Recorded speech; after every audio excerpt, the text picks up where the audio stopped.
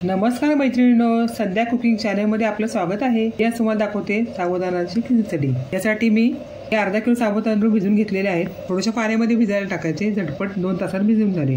थोडी मिरची कापून घेतलेली आहे, थोडेसे बटाटे उकडून बारीक कापून घेतलेले आहेत। आता कढईमध्ये तेल टाकलेले आहे 2 पळी। गॅस ऑन करते। जरा तेल गरम झालेले आहे। 1 चमचा जिरे टाकलेले आहे। साबुदाणे जरा सुट्टे करून घेते, करून घ्यायचे। त्यांच्या साहाय्यानेच करून घेते मी। तर इकडे जिरे जरा तडतडले। आता यामध्ये लगेच हे मिरची चिरलेले टाकते। या तेल बारीक करून घ्यायचा। आता यामध्ये 1 चमचा मीठ टाकते, हे अर्धा बटाटा टाकते। यामध्ये फ्राय करून घ्यायचं।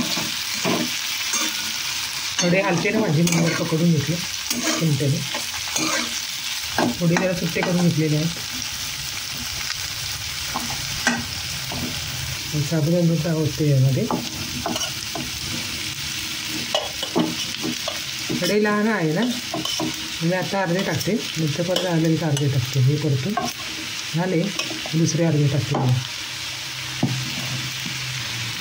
थोडंसं करून घेतलं अशी।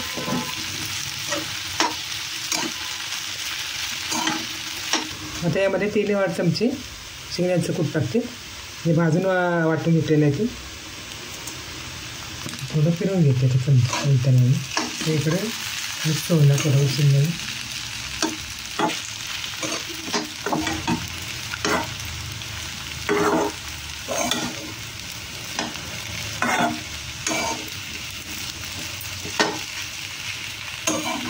याच कढईत मी शेंगदाणे भाजून घेतले ना, त्यामुळे जरा काळी झाली कढई जरा। माझी खिचडी झालेली आहे। आता मी गॅस बंद करते। आता परत मिक्स करून घेते। आता ही खिचडी एका डिशमध्ये सर्व करते।